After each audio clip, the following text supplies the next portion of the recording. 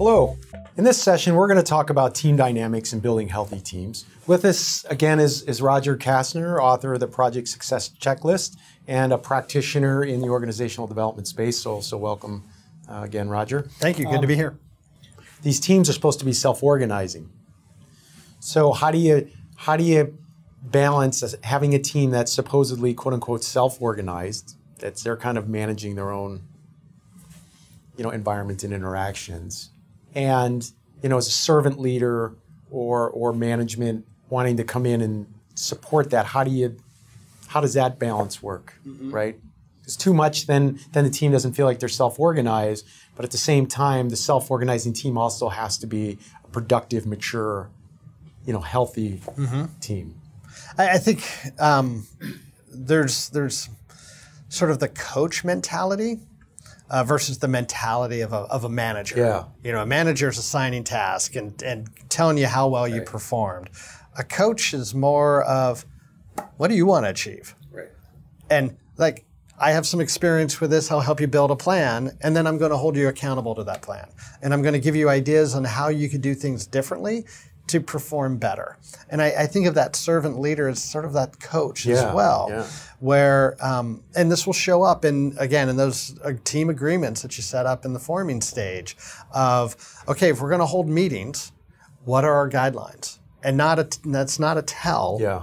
It's really an ask and engage. If it's, and I love doing this as far as even in the retrospectives or lessons learned that we'll do in projects.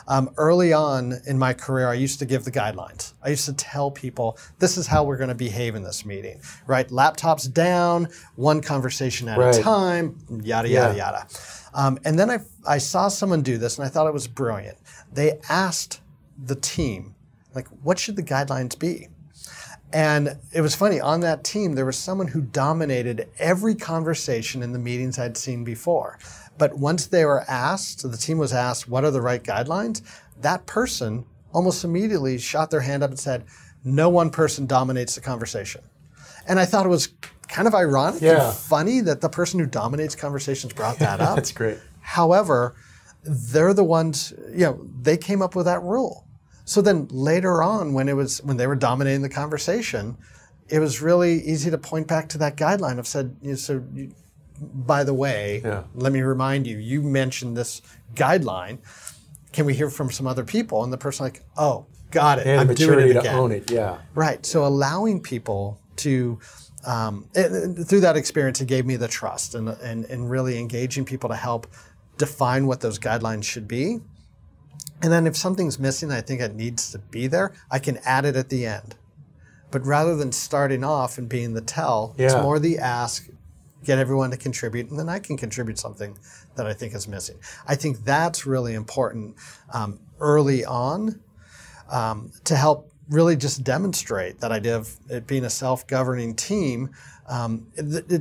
Self-governing does not, you know this better than I do. Self-governing does not mean anarchy or absence of governance.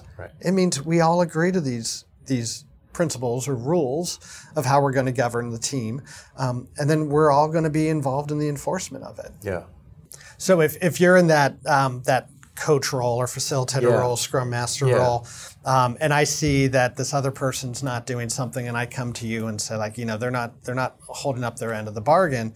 The right thing for you to do is self-governing team, you bring it up, right? It's not this triangle effect. Yeah. It's self-governing team. If you see something that's not within our guidelines, it's incumbent upon you to bring it up the next time we're together. So as the leader or the coach, do not accept taking on someone else's baggage. It's not for you to solve, it's for the team to solve. And if they've identified it, well, in a true self-governing fashion, they should be the one that helps govern Totally agree. the solution there. Yeah. At some point, let's say you do that.